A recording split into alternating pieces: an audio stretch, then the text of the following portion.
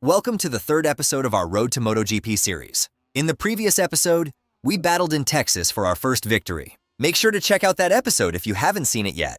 In this episode, we kick off the fourth round of the championship with the Spanish GP. We dominated in practice and qualifying sessions and will be starting from pole position.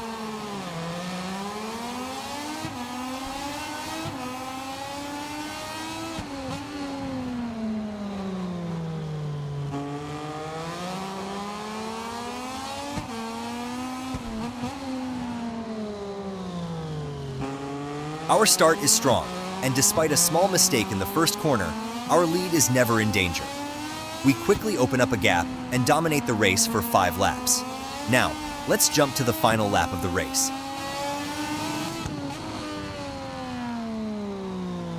Our main rival this season, Fermin Aldeguer, has been trailing just over a second behind us for the entire race. However, in the final lap, we suddenly see the gap starting to close.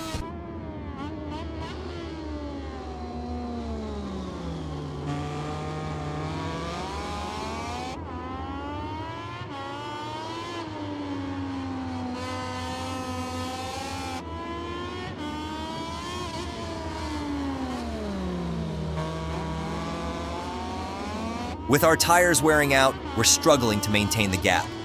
In turn 9, Aldeguer makes a desperate move. We see him fly past us and go wide, and we know that we've won the race.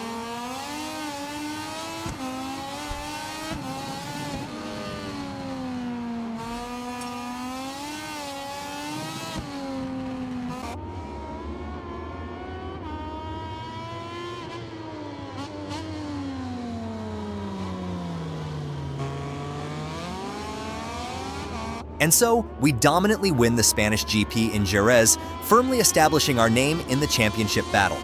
Next up is the French GP in Le Mans. After a challenging qualifying session, we'll be starting from 6th place.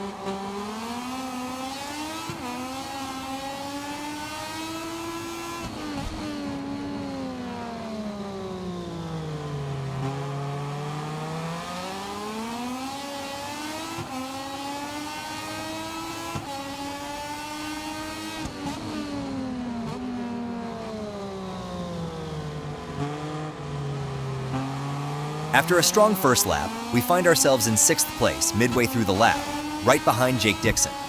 With a good exit, we manage to overtake Dixon on the straight and begin our chase for the top 4 riders.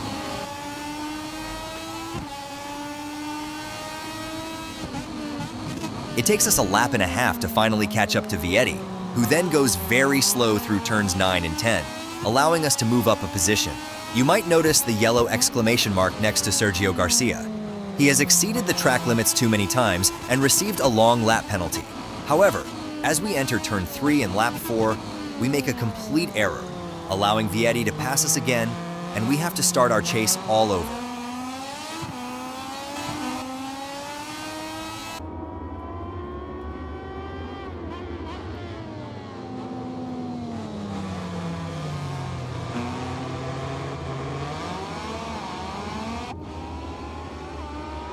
As you can see, Sergio Garcia has served his long lap penalty and is now behind us. Approaching the chicane in lap 5, we're a bit cautious after our mistake in the previous lap, and he brilliantly overtakes us on the outside.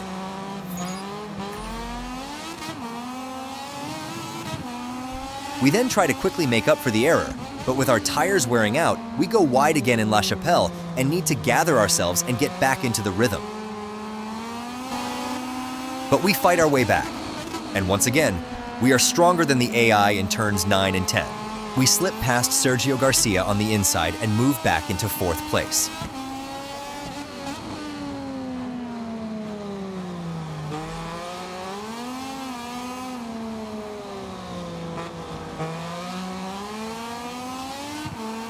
However, due to our battle, the gap to the top 3 has increased to a second. With just 1 lap to go, we need a miracle to finish on the podium.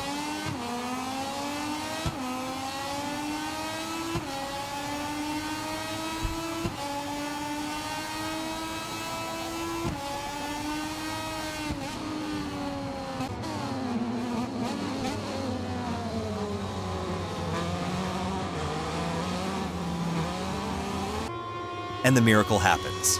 While battling with Ogura, our teammate and rival Alonso Lopez crashes in the chicane, allowing us to move up to 3rd place. But we still need to bring home the 3rd place with worn tires.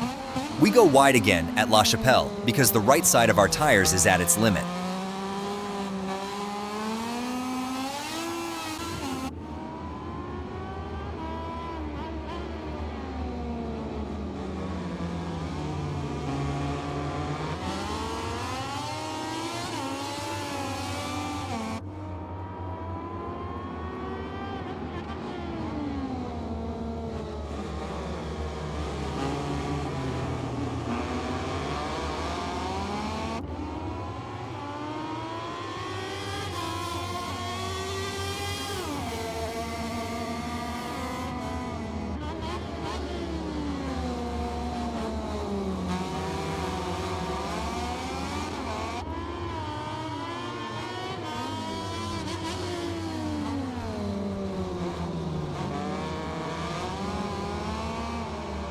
We carefully navigate the final lap. We're lucky that Dixon overtakes Sergio Garcia, creating a small gap between us and them, preventing further attacks.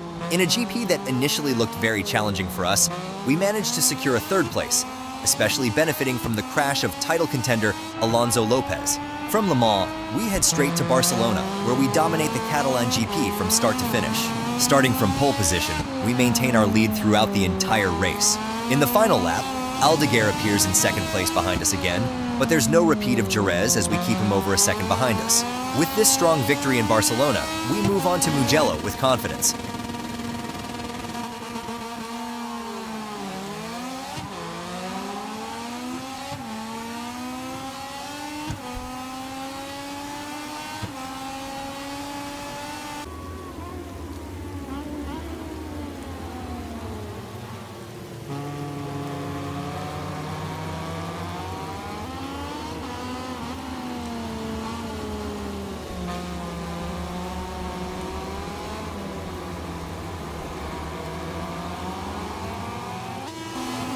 As you can see, we dominate once again at the beautiful Mugello. We've set the AI to adaptive difficulty, but after 7 races, we're starting to feel that it might not be working properly. We'll test it for 2 more races before making a final decision. Nonetheless, we dominate Mugello in the rain, and even though Lopez and Vietti are not far behind, we feel little pressure throughout the entire race. Now we are at the start of the Kazakh GP, a race that doesn't happen in real life, but is featured in the game. It's our first time racing here, but as you can see, we're starting from pole position again. We get off to a good start and quickly find a good rhythm. The Kazakhstan circuit is genuinely enjoyable and suits us well.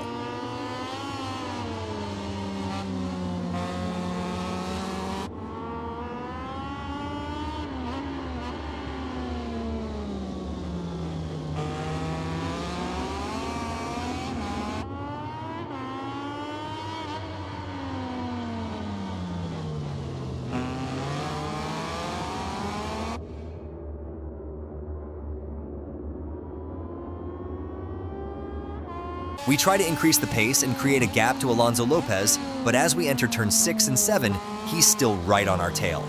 Eager to get a good exit onto the straight and avoid a slipstream, we dive too hard into turn 8 and lose the front. This is our first crash of the season, but fortunately there's no damage, so we can continue the race in 15th place.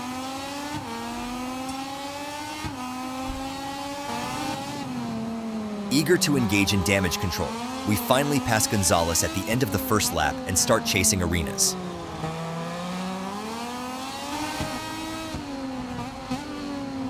The AI struggles significantly with turn 1, allowing us to quickly catch up to a large group. I believe it's Chantra who crashes, giving us another position.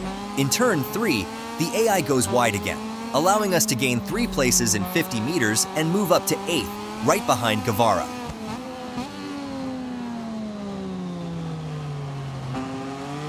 As we brake for turn 7, we see Ogura crash in the distance. His bike rolls across the track and hits Onchu. With 2 more rivals out, our comeback race becomes easier, and we move up to P6.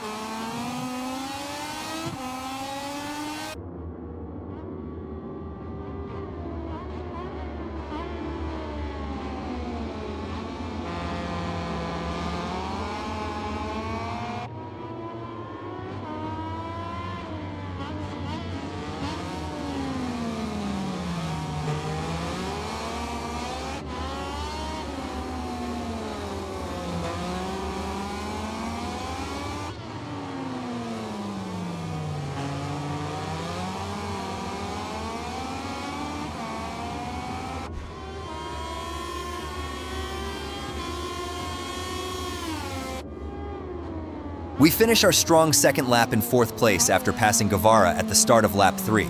We begin our chase for Dixon and catch up by the end of the 3rd lap.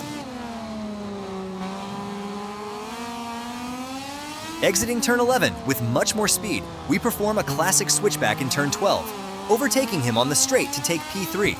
Now, with 3 full laps remaining, we set our sights on Aaron Canet in P2.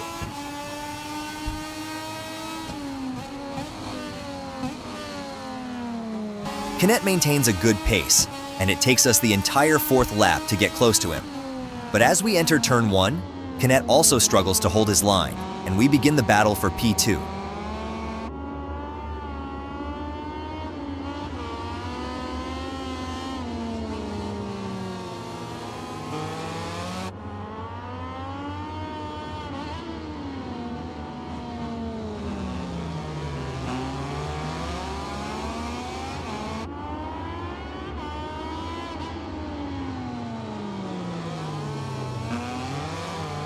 We pass Canet and put some distance between us, but we can't get close to Alonso Lopez. In the final sector of the last lap, the gap is more than a second, so we finish the Kazakhstan GP in 2nd place, despite our crash in the 1st lap.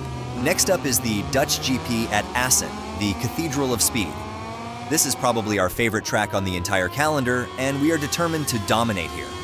However, the game indicates that we'll have variable conditions, and knowing that the game might issue a red flag, we need to be at the front from the start because you never know when it might fall.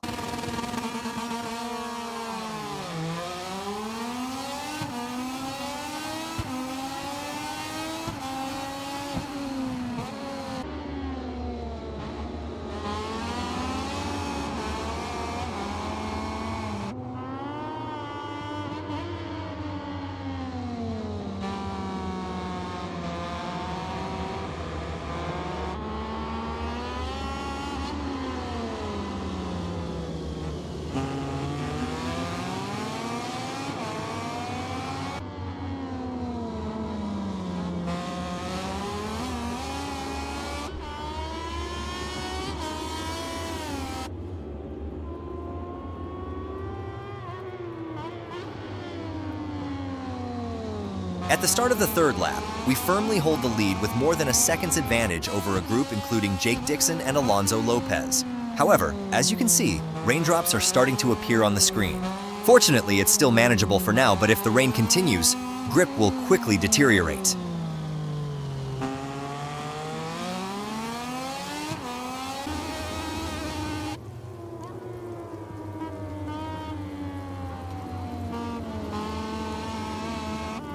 And the rain does indeed continue. As we enter the Geert Timmer chicane at the end of the 3rd lap, it starts pouring down. While heading onto the straight to start lap 4, Dixon has already closed a significant portion of the gap as we search for the limit in these challenging conditions.